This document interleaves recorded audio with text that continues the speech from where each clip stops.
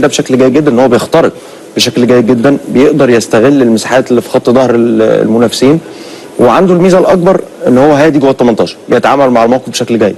يعني كره اتلعبت متطرفه شويه ووسع لنفسه دخل جوه المرمى وحط كره بشكل جيد جدا. التوقيت اللي بيتحرك فيه بشكل جيد. ليه احنا قلنا حسين مش عبد القادر او مش طاهر؟ لان حسين في الفتره دي فايق مميز، بيسجل اهداف كتير، ايجابي على المرمى بشكل كبير جدا.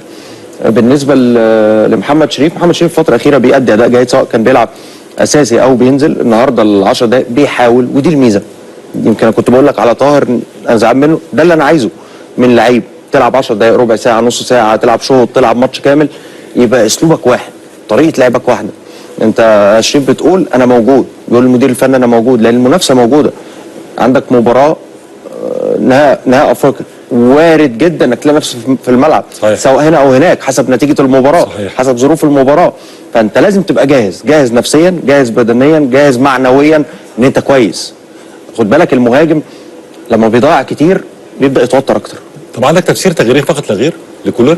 انا شايف المدير الفني عايز يحافظ على الشكل الاساسي، شايف ان هو فرق من النهارده لحد المباراه في 5-6 ايام، فده وقت كافي ان اللعيبه تعمل ريكفري، فعايز يعمل اكبر تجانس بين اللعيبه داخل الملعب. يا باشا اللعيبه تعمل ريكفري، تعمل ديسكفري، اهم حاجه اللي كولر عايزه احنا معاه. يا مولانا اتولانا. ده اوف سايد صح؟ تمام. مين اللي ادى جون؟ الفار. ما الفار ده جه عشان العداله على كل الانديه. يعني كده الفار متواطئ. امال يعني هو كده الفار؟ مش انتوا كنتوا بتطالبوا ان الفار يبقى موجود عشان النادي؟ ما عشان كده خدنا دوري سنتين. خدتوا سنتين، ما انتوا خدتوه. ما الفار باظ السنه دي عشان كده.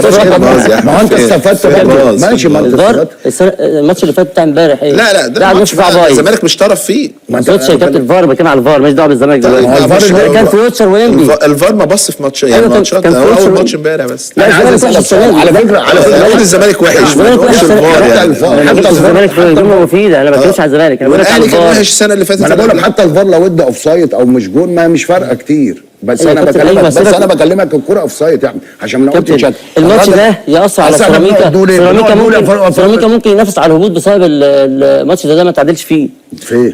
في ماتش يعني ده هو ساب كل الماتشات وجه على النادي. لا هو في نقطه انا مش بنتكلم على سيراميكا، كان عنده فرصه ما بعد كده انه يهاجم. لا ما اقصدش كده، اقصد اقول ايه، دي حاله تحكيميه تتحسب او ما تتحسب. انا بكلمك من وجهه نظر، انا بكلمك ان هو قريب للباك ليفت ده، قريب للمساعد، المساعد رفع اوف سايد، الفار ان هو يرجعها بقى او الخط ده. طيب